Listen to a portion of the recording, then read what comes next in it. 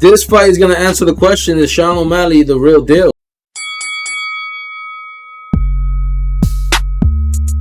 What's up, everybody? You're tuned in to the Ultimate Fight Fans. You're looking at Joey KO with Mixed Martial Mike, and here we go. Now, we decided to speak on this particular fight because it's not the main event. I always felt like these two guys, they would fight, and it would be a pay-per-view event. And another reason why I feel that way is because I don't feel that anybody truly beat Petey Yan.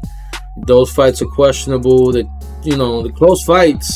I'm not saying that it's a robbery, but me personally, I don't feel like he lost to anybody and still the champion in my mind. That will be the main event because Sean O'Malley is probably the biggest personality on the card, and his skill set is phenomenal. And you could go on and say what you were saying because Petr Yan is another beast. He lost the title via disqualification and beat a bunch of guys as well. Sanhagen. There's a lot of talented guys. I mean, the division is stacked. He beat Jose Aldo. Yeah, Jose Aldo. He knocked out a bunch of guys too. I mean, he's a power puncher, very talented. Ferocious fighter. Sean O'Malley, on the other hand, has shown a lot of skill, but hasn't fought at the same level. So now we have a superstar who's, a lot of people feel that Sean O'Malley is the future. He's going to be like the next McGregor in a lot of people's mind. I think it's taken him a lot longer.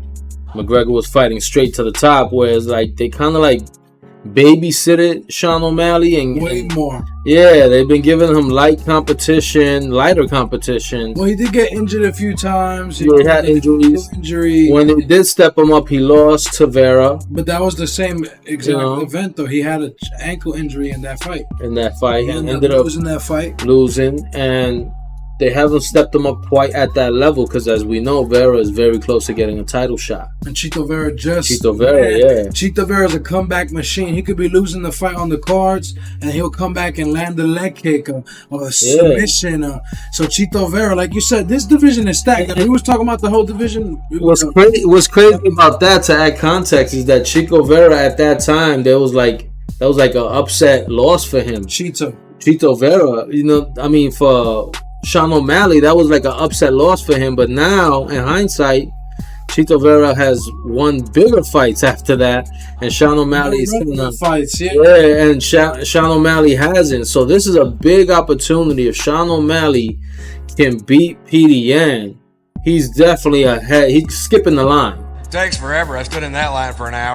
He should get the title shot right away just because of his fame and the fact that he's beating the number one guy. But let's not just fixate ourselves on fame, because Sean O'Malley's not a hype fighter. He has hype behind him, but he has true skill behind him. He's not only talented, he's skillful. He's a sniper.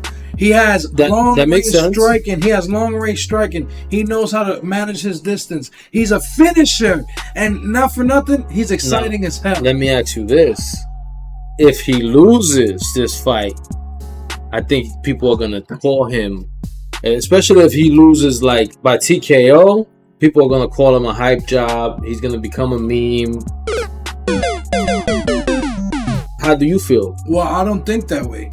If you lose to a great fighter, I do not forget your history. I don't forget the context of the fight. You're not instantly a bum. That's why I'm asking this question, because he hasn't proven himself at this level. So if he loses this fight, is that bad for his career because he doesn't have any other big wins to clinch on? It depends. I think the reason why the Chito Vera fight has a bad sour taste in people's mouth is because he was clearly hurt, and we know his potential. We know Sean O'Malley's potential. Yeah, it's not like you know what I'm saying? He didn't lose in a good way. It wasn't a satisfying. It definitely wasn't victory either for Chito. So no, it was a big win, and it catapulted him to bigger wins. But at the moment, it's like, it wasn't a win. Remember when Jose Aldo beat the Korean Zombie? But he those lackluster wins are never going to be cool. It's unfortunate events. McGregor is a good example. His last loss was a broken leg, and is an ostrich on that win for. Yeah.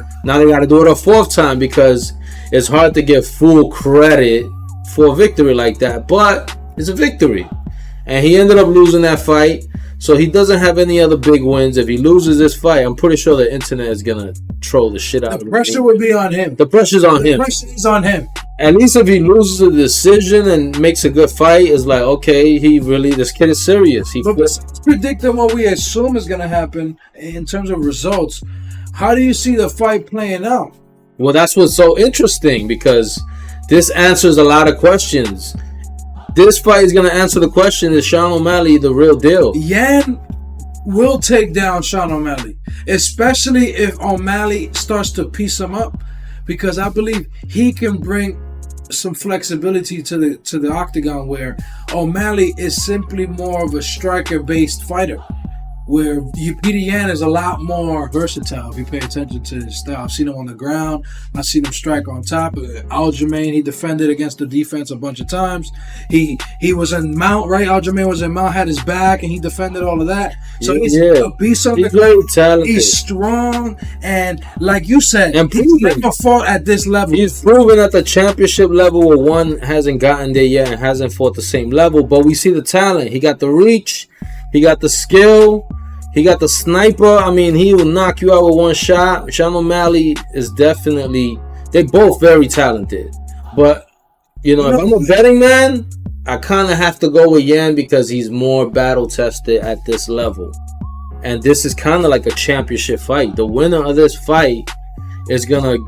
Petr Yan's what, the number one contender? He should be if he's not the number one contender. I mean, nobody else beat him but the champ in that Sterling fight. He just lost a close fight to the champ. No, Petr Yan could have easily got the decision, and that's what you call a non-robbery.